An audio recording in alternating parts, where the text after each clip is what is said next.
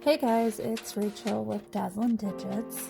I just wanted to show you something that I dug up in the process of cleaning that I've always had so much fun with, and so I figured I would just show you exactly what it is. It's something called fire paper, and basically these little pieces, I'm going to drop them into the water here. This is just a dappen dish of water, and I'm going to only put like 3 in there so I'm not crowding it. And those are soaking, and what starts to happen is the paper will separate, and you have this fire paper that will slide off the backing when it's soaked for long enough. So I'm going to take this little piece of fire paper and I'm going to drop it onto this nail here. And I'm going to grab another one. Come on, little bugger. Excuse me. Pull it off. I'm gonna put it on here. And what's kind of nice is you don't actually have to like concentrate on what you're cutting your shapes or like premeditate, because I will show you what we're about to do with this. That is pretty rad. Let's see here.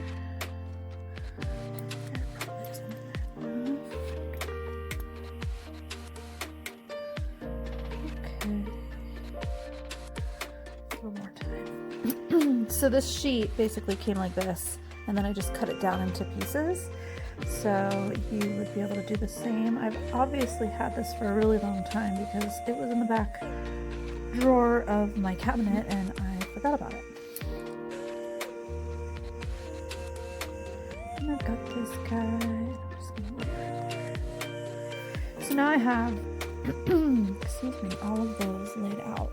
So the next step is to take some monomer. So I've got my little number 10 acrylic brush from Valentino, and I'm going to just load this brush with some monomer.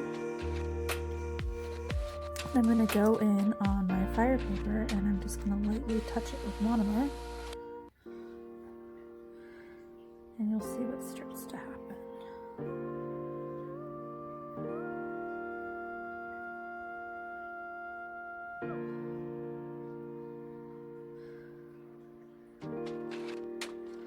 Starts to break up this fire paper, and it gives it a different kind of effect.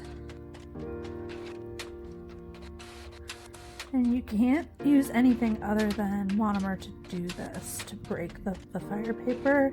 Alcohol does not work. So all I'm doing is just kind of patting it, and then it's going to start to break up.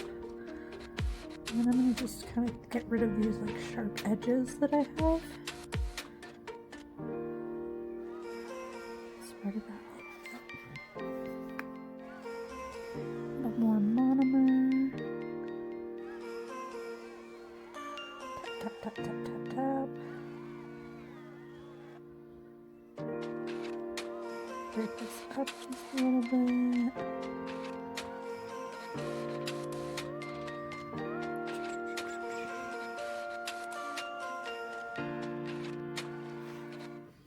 And then my last one.